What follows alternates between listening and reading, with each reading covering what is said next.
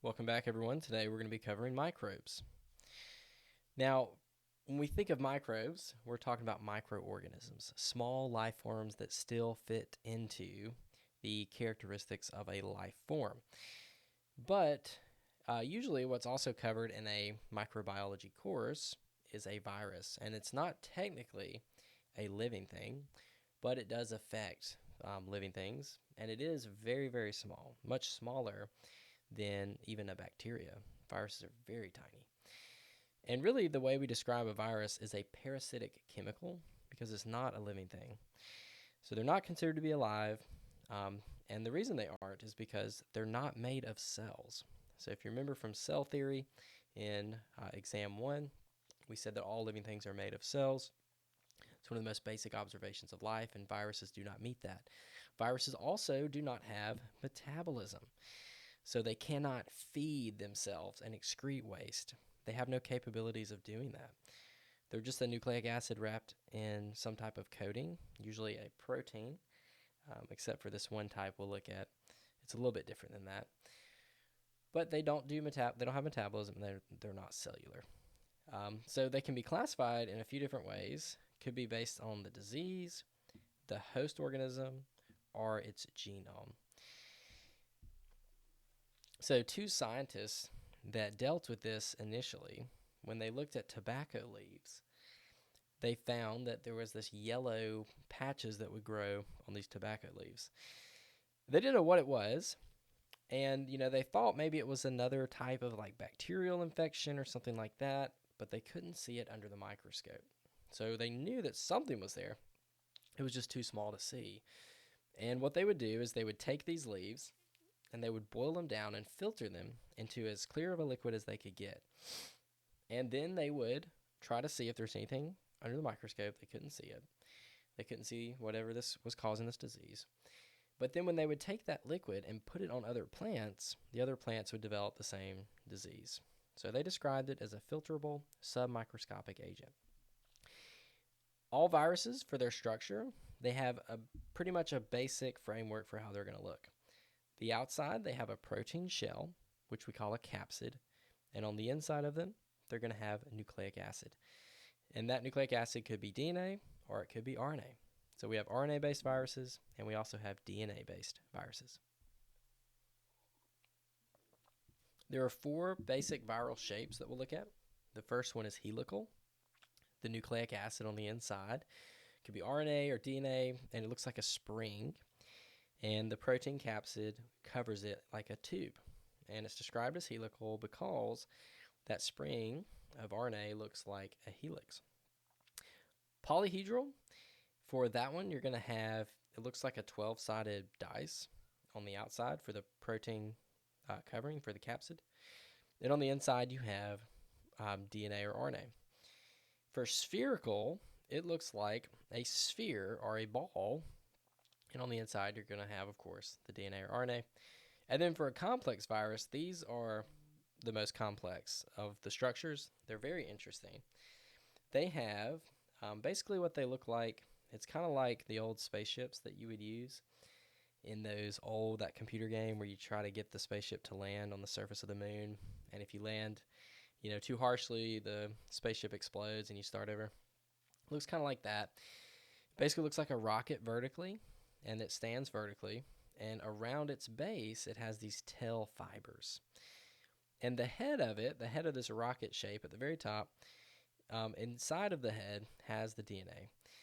So basically what it is, it's like a big rocket that lands on bacteria. This is actually a bacteriophage structure, so it infects bacteria. It lands, attaches with its tail fibers, its legs, like the legs look like spider legs. And then it sticks to the bacteria and it injects its DNA into the bacteria. So they may also have a membrane-like structure called an envelope. So the envelope could be covering it, which functions kind of like a membrane. But again, it's not a cell because it has no metabolism, and it's lacking many of the structures that make up a cell. Even though it might look like one, it is not a living thing. So this is the structure of a bacteriophage on this slide, and you've got the head up here, and then all of this bottom portion we say is the tail.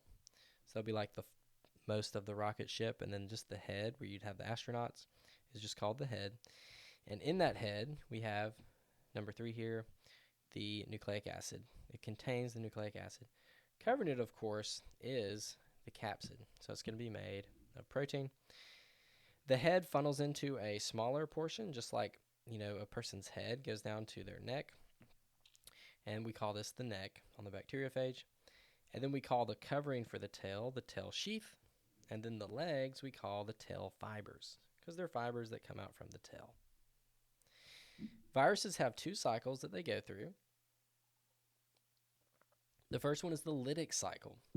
So for this one, these phages are going to infect a host cell. The virus first starts by attaching to the host cell.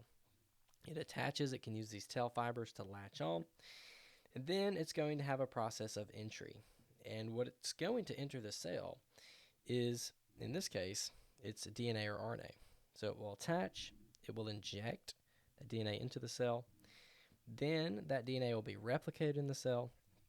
It will be used to assemble new viruses that will then be released when the cell explodes or goes through what's called lysis. So for this one, the lytic cycle, which is what we're talking about here, this results in the cell rupturing and viruses leaving the cell. This cycle is going to alternate. This cycle could happen for a virus. And then also, there's just a summary of it, you could also have the lysogenic cycle. And in this cycle, the cell does not rupture. All the same things are basically going to happen. The virus is going to send its DNA into the cell. But rather than immediately being used to make new viruses, it's going to incorporate that DNA into the DNA of the host. Then it's going to let the cell replicate. And when it replicates, it's going to now, every new cell that's produced has that viral DNA in it as a result of mitosis.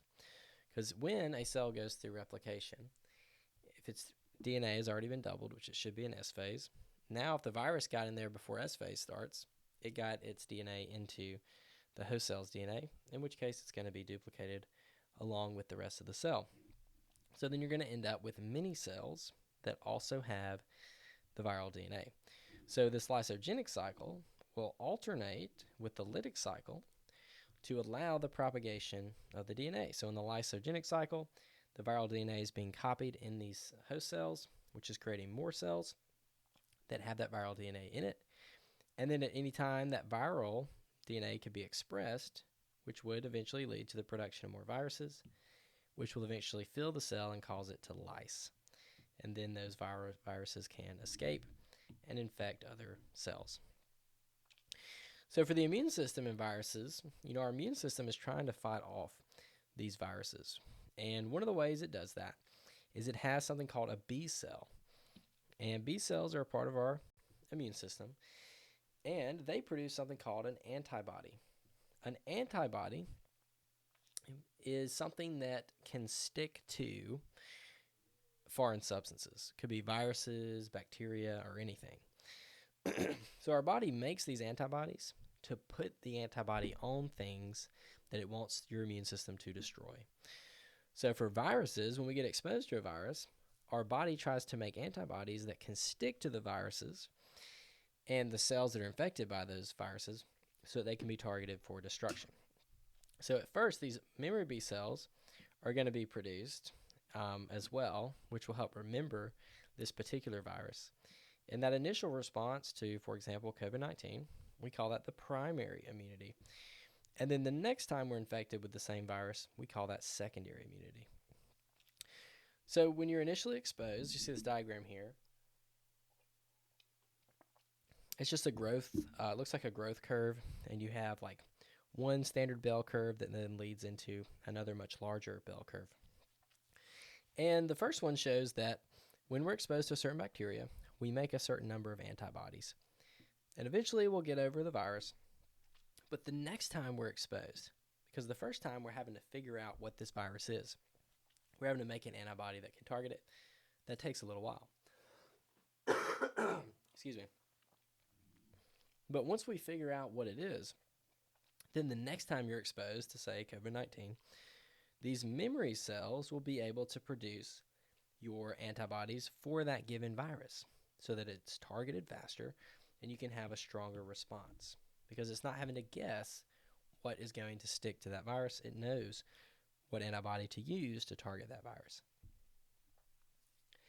And what's really cool about vaccines is a vaccine introduces your body to a weakened or inactivated version of a virus so that your body can practice building antibodies for that particular virus so that when you're exposed to the real thing, the full form, live version of that virus, your body's already primed to fight it off.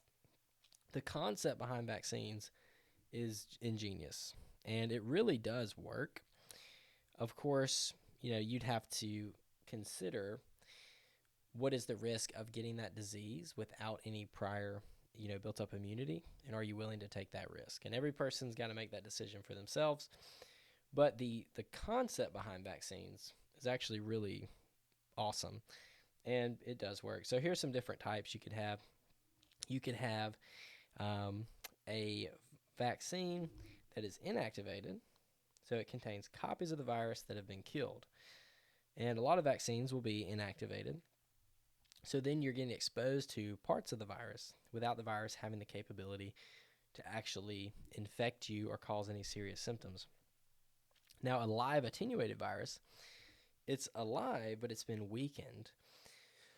So these can build up immunity as well, and your body will start to develop its antibodies for it. Most of these, I'm trying to think of like the oral polio vaccine is a live attenuated virus. They don't give it in the United States anymore, but in some places around the world they do. And for that one, because it is live, it has been shown to reemerge in people who've had that oral vaccine. Now, they'll have immunity to it, but they can actually spread it if they've gotten the live oral polio vaccine.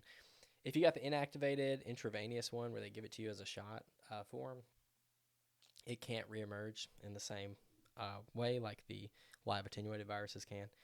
And that's why they do that one now instead of the oral polio vaccine.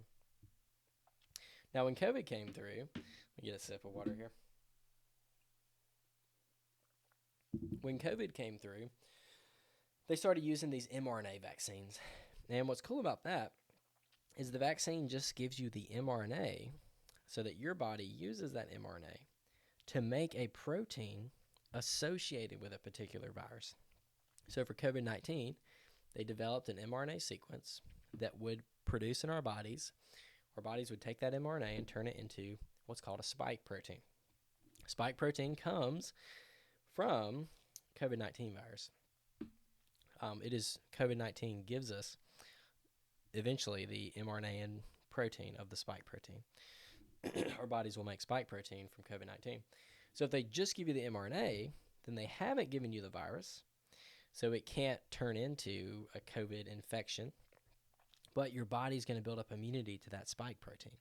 So when you're exposed to COVID, your body's already seen the protein that COVID's going to lead to, and it's primed to attack it so that you can fight it off more readily.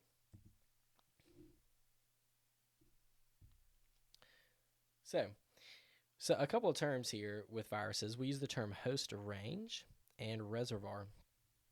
Host range is how many kinds of organisms can this virus infect? Humans, bats, birds, like what is the range of hosts that this virus can infect? And then the reservoir is the carrier of the virus. So like where is this virus normally found? Is it found in chickens or humans or what have you? So some common viruses, one of those is influenza, which influenza, like the flu, is influenza. But when we say influenza, we usually mean the Spanish flu, which was extremely lethal. It was the most lethal virus that has ever been recorded. And they think it killed anywhere from 50 to 100 million people. So pretty crazy. In this case, the reservoir is birds or pigs, cause high fever, body aches, and certain respiratory symptoms. So, yes, there's just a couple pictures of some people in sick beds and having to wear masks during the Spanish flu, which we thought things were crazy when COVID came through. The Spanish flu was super like locked down, be careful. And it was way more deadly than COVID was. Another one is Ebola. This one's really scary because the fatality rate is so high. So it could have a 50 to 90% fatality rate. A lot of these, the reservoir, they don't know exactly where they're coming from. In this one, they thought that it may have been a fruit bat.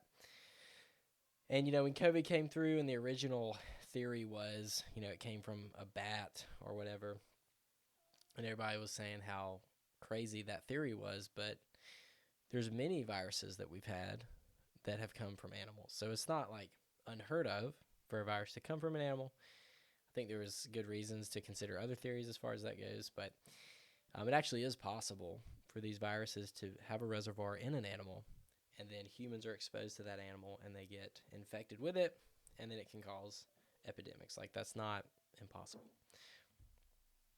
That's what Ebola looks like. It's a very large virus. You can see not all viruses fit into those 4 categories that we looked at. There's a range of different shapes. Another one is rabies. This causes a brain infection, which is why people with rabies, or animals, usually, hopefully, they start acting really strange when they get rabies, because it gives them that encephalitis. And we had, in our neighborhood, a couple of raccoons that had rabies, and somebody had to come out and take care of them. And they knew they had rabies because they were chasing people down the street. They were confronting people. And with raccoons, in the early afternoon, they shouldn't be, literally chasing people. Usually animals are scared of humans, so that can be one indication that they have some kind of brain infection. If you do get bit by an animal with rabies, and the symptoms actually start to develop, and it starts running its course, it has a massive chance of actually killing you and being fatal. So, now, of course, with vaccines, it can be preventable for your pets. So a lot of people, they get their dogs updated on their shots, and they're not going to be in danger of getting rabies. Chickenpox was a classic one. They give people vaccines for these, but if you got, chickenpox back in the day, if you just got exposed to it, you'd take your oatmeal baths and all that stuff, and it gives you that dotted pattern when it shows up as a rash. It's very itchy. And for that, if you got it naturally, if you got chickenpox when you were a kid, it can show up later in your life in the form of shingles. And usually, because it resides in your nervous system, it'll come out and it will actually follow the nerve patterns. A lot of times people's shoulder and on their head, it'll follow the nerves that run in those areas, because it's, it stays in your nervous tissue your whole life once you've been exposed to chickenpox. And later in life, maybe you get super stressed, it'll come out and actually develop into a rash. And then that brings us to COVID. So they call the COVID virus, they call it a SARS virus, which is when it's severe acute respiratory infection. And COVID stands for coronavirus disease. And it's just a type of virus, the coronaviruses. It's a family of viruses. And COVID-19 was the coronavirus disease in the year 2019. So that's what they named it after. It was actually SARS-CoV-2. SARS-CoV-1 actually popped up before that in the Middle East. And I want to say it was more dangerous than SARS-CoV-2. But, the initial response to COVID, I think people, for good reason, were worried about it because nobody knew what it was going to do. And thankfully, it was not, near as deadly as they initially thought it would be. We could think of vaccine, building up herd immunity as far as that goes, and then also younger people just getting exposed to it if they weren't vaccinated, and then built up immunity. All of that helped, as the disease progressed and mutated. And thankfully, a lot of the variants became less deadly as it mutated, which is what you see with a lot of viruses.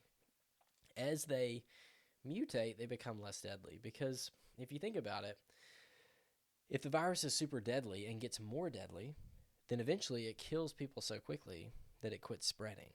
So as the virus adapts to survive, I know it's not a living thing, but just to continue on, it needs to become less deadly so that it doesn't disappear. Otherwise, natural selection is going to choose against it, and it's eventually going to go away. Crazy disease is called, or is caused by something called a prion, which is a protein that becomes incorrectly folded. And they actually create more prions from other normal proteins.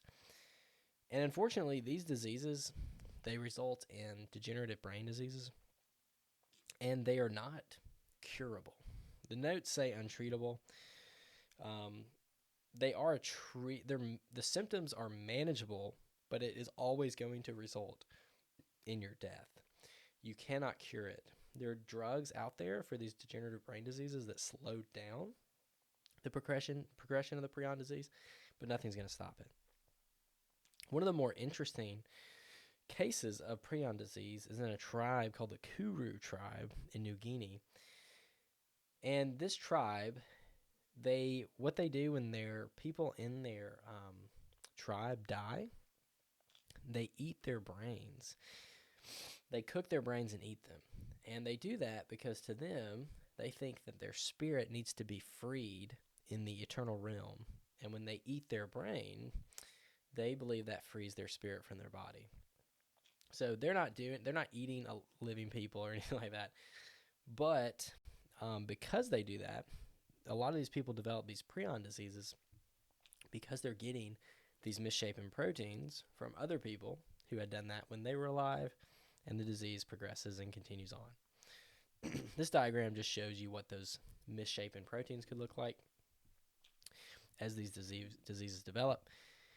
You'll notice the texture of these different prion diseases all look a little bit different, but it's all caused from misshapen proteins. And that brings us to something called a viroid. A viroid is not a virus. It's like a virus without the protein covering. So it's just a single piece of RNA without a capsid. It's just these floating RNA particles that can infect, and usually what they infect is plants. So you'll see like an apple, it'll have a discoloration, it looks like a scar running across it, and that could be the result of a viroid. Or you might have a sun-blotched avocado, for example, and that could be the result of a viroid.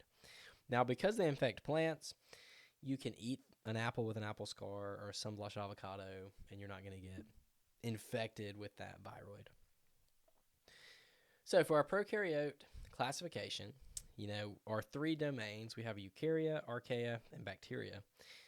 And eukarya is a eukaryotes. That's all the eukaryotes. Bacteria and archaea are two prokaryotic domains. Our bacteria domain is our classic, like what we think of bacteria. Kingdom Eubacteria is going to fit into that. But archaea, they're prokaryotes, so they look a lot like bacteria, but they actually share a lot of similarities with eukaryotes. And we call them the extreme bacteria because they're able to survive in extreme conditions, like in near hydrothermal vents or in like hot springs. The basic structure for a bacteria, for a prokaryote, is they're going to have a cytoplasm, they're going to have a membrane, and they're going to have a piece of DNA on the inside. They're going to have a single circular chromosome. And that's in what we call the nucleoid region. So it stays in this sort of central position, but it's not encapsulated in a nucleus, in a nuclear envelope or anything. They will have a cell wall, which can make them a little tricky to kill. And they're going to have three basic shapes: bacillus, coccus, and spirillum. And what these look like is the bacillus looks like this rod or a pill. Coccus looks like a sphere. And spiralis looks like a spiral, hence the name spiralis. So there's just some images of what these look like. The top left image has a bunch of them mixed together. Top right has the spiral. Bottom left has the bacillus. Bottom right has the coccus.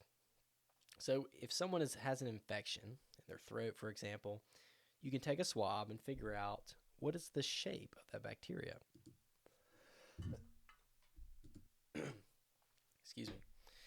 And once you figure out the shape, you can then do different kind of stains, see what it can grow on, and you can figure out the exact genus and species of the bacteria. in which case you can be better prepared to prescribe an antibiotic. Here are some different shapes that you'll see. You've probably heard of strep throat, and the reason that strep, part of the name, means a string of the bacterial cells. So streptococci is a string of coccus-shaped bacterial cells. So it looks like a string. Here in this case, it's got 6 cocci or coccus bacterial shapes. Diplococci, diplo meaning 2, cocci meaning coccus, 2 circular shapes. Staph, you've heard of like a staph infection. That's because staph at the cellular level looks like a collection or a clump of bacterial cells. So staphylococci would be a clump of coccus-shaped bacterial cells. So here's some other terms for the bacteria structure. Of course, it has the DNA in the nucleoid region. And sometimes they can have a capsule. And that capsule can be a slime layer that is around the bacteria. The bacteria produces it. And it can protect the bacteria from damage from antibiotics or a fungus that's trying to kill it or other bacteria even that are trying to kill it. And it can help it stick to the substrate so it can be there for longer. So bacteria with capsules will be harder to get rid of. Bacteria also have something called a plasmid. So these plasmids are these extra pieces of DNA because, of course, the bacteria has its one single circular chromosome. And then floating around in their cytoplasm, they can have extra plasmids. And these plasmids are just very small circular pieces of DNA that can provide the bacteria with extra traits. For example, this capsule might give the bacteria the ability to produce a capsule, in which case it can pick up this plasmid from the environment, produce its own capsule, and then become harder to destroy. Some of them will have what's called a pilus and fimbriae. So these can be used for attachment, but they can also be used to exchange genetic material that we'll look at. They can have an endospore, which is a thick-walled protective structure that develops around their DNA when exposed to environmental stress, and that can help protect the bacteria. Then, of course, they can have a flagella, which is a tail that can be used for movement. And it's really more like a motor, like on a boat, like a boat motor. It can spin thousands of rotations per minute to propel it through a liquid medium. So then just make sure you're familiar with all these different parts of a prokaryotic structure for a bacteria. Bacterial reproduction is interesting. It does something called binary fission, which, because bacteria are simple, they can grow and split. And they only have one chromosome to duplicate. They don't have any organelles, so this process happens very quick. Bacteria can do this in a couple of hours, whereas a human cell, it might take 24 hours or more. Ways that they can change their DNA, one way is through what's called transformation, and that means picking up pieces of DNA that are in the environment. So there might be a small little DNA fragment. The bacteria could absorb it, integrate it into its own chromosome, or it could pick up a plasmid and then start using that to form a capsule, for example. Another way is through something called conjugation, where they can use a pilus, which is like a tube, to connect one bacteria to another, and then they can exchange DNA back and forth so that they can send traits from one bacteria to another, which is really crazy to think about, these bacteria forming bridges together, sharing DNA. They'll even work together. A lot of times when bacteria get in a large group, they'll start to express their proteins differently and can make them even harder to destroy when they work together in a large, kind of this mob mentality. There's an image of that pilus connecting two bacteria together. And this is a real image in which they would be sending a plasmid perhaps from one prokaryote to the next. So some bacterial diseases we'll talk about and some ways to treat bacterial infections. We have two things. We use antiseptics and we use antibiotics. Antibiotics are used internally, so you could take like penicillin, for example. Now, you can have antibiotics that you use externally, but generally when we say antibiotics, we mean taking something internally, like a pill. Antiseptics, these would be used externally. So, like hydrogen peroxide, for example, you cut your hand, you might, if you cut your hand, you could put hydrogen peroxide on it to stop the bacteria from growing because it would kill the bacteria. So it's an antiseptic. It's used externally. So some diseases that we'll look at: anthrax, botulism, tetanus, Lyme disease, and the plague. So for anthrax, this one way it was really deadly was it formed these spores that could lay dormant for a long period of time. It could form a cutaneous form of the disease, which would cause skin lesions, and it could be inhaled. And if it was inhaled, it had a 90% fatality if it reached the second stage, which is pretty incredible. Botulism, caused by the Clostridium botulinum bacteria. It produces toxins that are actually used for what's called Botox, which you've probably seen before. And what it does is this toxin that the bacteria produces causes paralysis of muscle tissue. It makes it where it cannot contract and flex. So when they use Botox on people's faces, they'll put it into their muscles in areas where there's wrinkles, and the muscle becomes flaccid, and it pushes against their skin and can help remove the appearance of wrinkles. So that's what it's used for. And that's why people who have a lot of Botox, when they smile, it's like not all of their muscles, they don't have as much expressions in their face because the Botox has literally paralyzed those muscles in their face. Tetanus is another one, and its toxins, what they do is they cause paralysis in the muscle in the contracted state. So you lose control of the muscle, and it forces contraction. And these come from rusty metal. So it could be rusty nails, an old piece of tin, or something like that. This particular bacteria grows really well in that environment. And I've heard that a friend of mine was telling me the other day that their daughter stepped on a rusty nail, and apparently if the wound bleeds a lot, if you step on a rusty nail, then that kind of flushes out the bacteria. But if it doesn't bleed very much, there could be a higher chance that the bacteria takes up residence because it doesn't get flushed out. But thankfully, they didn't have any symptoms or anything. And of course, there is a vaccine for this too. So if you get vaccinated for it, then you have protection. Lyme's disease is actually caused by a bacteria.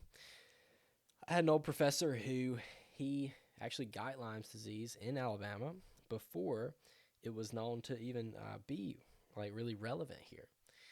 And at first they were like, you don't have Lyme's disease. And, he had been working with ticks. And then he kept going back, and they finally tested him for it, and he had it. And then they started to realize that Lyme's disease is in a lot of ticks in Alabama, actually. So if you go outside a lot, try to use a bug spray that will keep ticks off of you to help protect you as far as that goes. Now, its symptoms could be, a lot of times because it infects the nervous tissue, it can affect, give you facial twitches or losing control of certain parts of your body. It might lose some strength in certain areas. It can cause joint pain and strange heartbeats. And then the last one is the plague. It's caused by Yersinia pestis, and this is usually transmitted through a flea bite. It has 3 forms: bubonic, septicemic, and pneumonic, which would be in your blood or in your lymph nodes or in your lungs. It causes headache, fever, bleeding, had a huge fatality rate. Even when it's treated, the fatality rate might go from 50% down to 15%, but still 15% fatality rate is still pretty high, even with treatment. And although this is extremely rare to pop up anymore in America, it actually still can, because it will actually be in fleas out west. And under certain conditions, if the animals die, the fleas will look for human host to feed, and they can spread it from those dead animals that had that bacteria into humans. So sometimes it can happen that way. And that is all. Thank you.